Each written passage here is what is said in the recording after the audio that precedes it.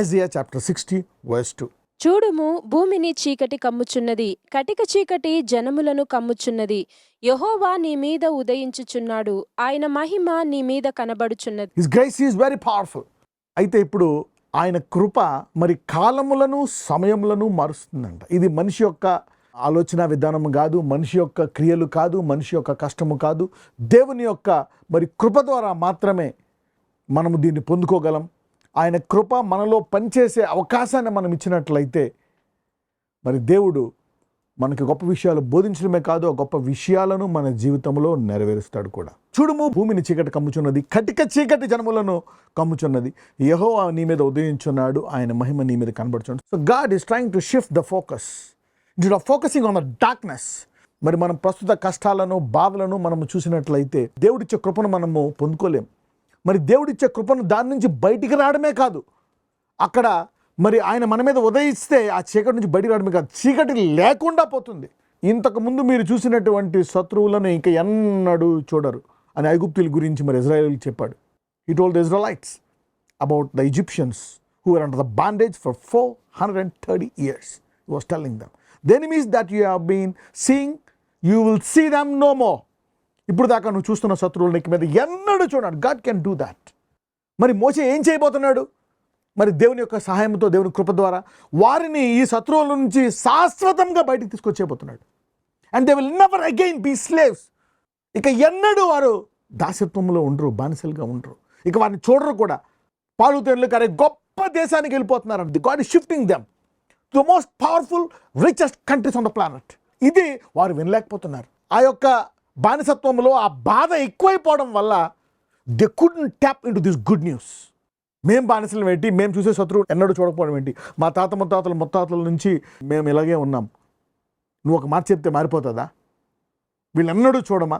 పాలు తేనెల కారే దేశం ఇస్తావా? వాళ్ళు నమ్మకపోయినా దేవుడు మరి తన కృప ద్వారా అబ్రహాముకి ఇచ్చాడు కనుక వాగ్దానము అది నెరవేర్చాడు. ఇప్పుడు ఇజ్రాయేల్ గురించి మనం చూసాం. వారు ఒకవేళ నమ్మకపోయినా దేవుడు నమ్మకస్తుడు కనుక వారిని మారుస్తాడు. మరి దేవుడు కృపగలవాడు కనుక మరి కాలంలోంచి కొత్త యుగాన్ని ఆరంభిస్తాడు. He's going to begin a new season. మరి ఆయన మహిమ ఏ రీతిగా ఉంటుంది? How glorious is this. This is how a new glorious season for his believers and for his kingdom. జకర్యా 12:8 చూద్దాం. ఆ కాలమున యెహోవా యెరూషలేము నివాసులకు సంరక్షకుడుగా నుండును. ఆ కాలమున వారిలో శక్తిహీనులు దావీదు వంటి వారగుదురు. దావీదు సంతతి వారు దేవుని వంటి వారుగాను, జనుల దృష్టికి యెహోవా దూతల వంటి వారుగాను ఉందురు. In that day shall the Lord defend the inhabitants of Jerusalem, and he that is feeble among them at that day shall be as David, and the house of David shall be as God, and the angel of the Lord before them. Let me explain. Isaiah 60:22, and come back here. A little one shall be 1,000, and a small one a strong nation. ఒంటరి అయిన వాడు 1000 మందగును, ఎన్నిక లేని వాడు బలమైన జనమగును. Now let's go to Zechariah 12:8. వారిలో శక్తిహీనులు ఎలాగవుతారంటే, శక్తిహీనులు అంటే నాకు ఉద్యోగం లేదు, నాకు బలం లేదు, నాకేమీ లేదు, నేను చదువుకోలేదు, నాకు మంచి బ్యాక్గ్రౌండ్ లేదు, నాకేదీ లేదు. అయితే మరి అటువంటి శక్తిహీనత నాకుందా? నాకు ఇంకా పెళ్ళవలేదు, నాకు ఇంకా పిల్లలు పుట్టలే, మరి నాకు ఇంకా ఆశీర్వాదాలు లేవు, ఐఎమ్ నాట్ బ్లెస్డ్.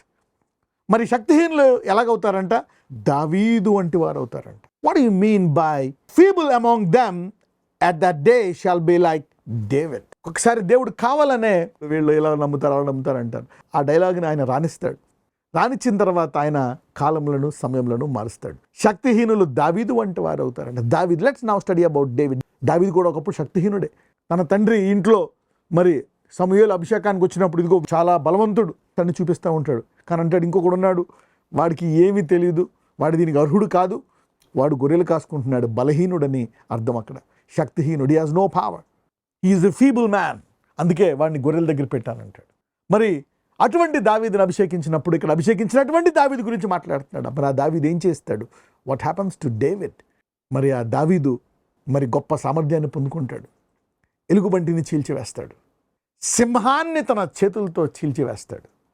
అదే చేతులతో ఇజ్రాయేలు సింహాసనాన్ని చేజిక్కించుకుంటాడు. He takes over a nation, he becomes a king. You see that now today.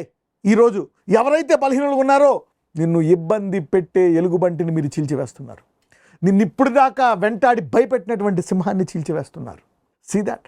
and somebody is rising to take over nations. So the feeble is becoming like David. So God, అంటే నా నామం ఎరిగిన వారు, నన్ను నమ్ముకున్న విశ్వాసులు వాళ్ళు బలహీనలు అనుకుంటున్నారు. ఆర్థికంగా మేము నలిగిపోయాం, మాకు చదువు లేదు, సరైన బ్యాక్గ్రౌండ్ లేదు. Maybe they are telling so many options, all the things to tell that you are feeble. కొంతమంది ఏమో మేము వృద్ధులైపోయాం, ఇంకేం చేయాలా, మా వయసు అయిపోయింది, ఇప్పుడు చెప్తే ఈ వాక్యము మా కాలం ఏమన్నా మారుతుందా? దేవుడి కాలాన్ని మారిస్తే that's it. Moses became a mighty or greater than the Pharaoh's army. మోషేలో ఉండేటువంటి చేతికర్ర ఐగుప్తు సైన్యాన్ని ముంచేసింది. వాళ్ళ దగ్గర మరి ఇనప రథములు కూడా ఉన్నాయి, iron chariots, tough people, physically verified, strong muscles. ఒక కత్తితో మరి 10 మంది నరగల సామర్థ్యం కలిగిన వారు. God is with you, you can be stronger than the whole nation. That's what happen. శక్తిహీనులు దావీదు వంటి వారు అవుతారంట. So stop complaining what you have. So ఇప్పుడు నీకుండేటువంటి దానిని నీవు చూడక, don't talk about that when God is changing a season. Don't see what you don't have. నిన్ను ఏది వెంటాడింది, ఏది ఇబ్బంది పెట్టింది, తరాల నుంచి ఏది ఎలా చేసింది, ఇక ఏది మారదు అనుకోదు. No, don't think that. When God change season, it going to be very tough and very powerful. So step by step, సడన్గా చేయడు కదా, స్టెప్ బై స్టెప్. అదే దావీదు ఎలుగుబంటిని చీల్చేశాడు, సింహాన్ని చంపాడు, ద సేమ్ హ్యాండ్స్. అందుకనే ఒక రాయిని తీసుకొని మరి గొలియాతని చంపాడు. One man, he became the king. So somebody is being shifted from their weakness, their complaining nature, from their dry season, their deathbed, వారి యొక్క బలహీనత, వారి యొక్క కంప్లైనింగ్, వారి బాధ, వారి యొక్క వేదన, సమస్తాన్ని God is shifting. This is what God is telling. శక్తిహీనులు దావీదు వంటి వారు అవుతారండి. ఓకే, చాలా మంది మరి some people are strong, కొంతమంది బిలీవర్స్, కొంతమంది రక్షింపబడిన వారు మరి చాలా బలంగా ఉన్నారు. They got blessed, వాళ్ళు ఆశీర్వదించబడ్డారు, వాళ్ళకి శక్తి ఉంది, అన్నీ ఉన్నాయి. మరి వాళ్ళని ఎలా చేస్తాడు? Let's see. దావీదు సంతతి వారు, ఒకవేళ నువ్వు దావీదులా ఉన్నావా, యు ఆర్ బ్లెస్డ్. దావీదు సంతతి వారు దేవుని వంటి వారుగా మారతారంట. You see that now. So the seasons are changing. You cannot imagine this, but this is going to happen. ఈ shift in the season for every believer of that nation. అందుకే అంటే హీ ఎడిఫైస్ ద చర్చ్. ఆయన వరాలు ఎందుకు ఇచ్చాడు? Why did he give the gifts? మనము కొరింథీయులు 12 చూస్తే he gave the gifts. Edify అంటే లేవనెత్తడం, ఎడిఫై అంటే దాన్ని మరి మహిమపరచడం, edifying to the image of God, ఆయన స్వరూపములోకి దాన్ని హెచ్చించడం అంట. To glorify, to impart divine nature. I hope you are getting it. If God is changing seasons, అప్పుడు ఇవన్నీ మామూలు అయిపోతాయి అనమాట. దేవుని రాజ్యం వెతికితే ఇవన్నీ నీకు ఇవ్వబడతాయంట ఆయన స్టైల్లో. Let us see how David was blessed. మొదటి సమూయేలు 22 మొదటి 2 వచనాలు చదువుదాం. దావీదు అక్కడి నుండి బయలుదేరి అదుల్లాము గుహలోనికి తప్పించుకొని పోగా, అతని సహోదరులను అతని తండ్రి ఇంటి వారందరూ ఆ సంగతి విని అతని యొద్దకు వచ్చిరి. మరియు ఇబ్బంది గల వారందరూ, అప్పులు చేసుకొనిన వారందరూ, అసమాధానముగా నుండు వారందరూ అతని యొద్ద కూడుకొనగా, అతడు వారికి అధిపతి ఆయను. యొద్దకు ఎక్కువ తక్కువ 400 మంది వచ్చి ఉండి. ఇక్కడ అందరూ ఎటువంటి వారంటే ఇంగ్లీష్లో బాగుంటుంది. If you see that, let me go to verse 2. Everyone that is in distress, అప్పులు చేసుకుని వారంట. they don't know, beyond their capacity. మరి ఇబ్బంది కలవారు, అప్పులు చేసుకునే వారు, అసమాధానముగా ఉండే వారందరూ అతని వద్ద కూడుకున్నారంట. so they came to David, the weak people, the one in distress, debt, they were all connected to David. దావీదు 400 మంది కెప్టెన్ అయ్యాడంట. మరి వీళ్ళందరూ ఏమయ్యారంటే, let's go to 1 Chronicles chapter 11. let's read verse 9.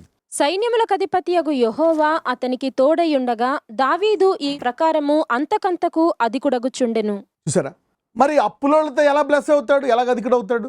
So you can see how God will change the seasons, in what way he can change the seasons. So this revival is going to hit in a new way. నాజరేయుడైన యేసయ్య, అయ్యా ఇదిగో ప్రభా, నువ్వు కాలములను సమయంలో మారుస్తున్నావు. ఇదిగో ఎంత గొప్ప ఉజ్జీవాన్ని తేబోతున్నావో, యొక్క సామర్థ్యాన్ని మార్చబోతున్నావో నీ వాక్యము ద్వారా నువ్వు సెలవిచ్చున్నావు. అయ్యా మేము బలహీనుడు, మా వల్ల కాదు, కానీ నీ వల్ల, నీ కాలములోకి, నూతనమైనటువంటి యుగములోకి మమ్మల్ని తీసుకెళ్ళండి.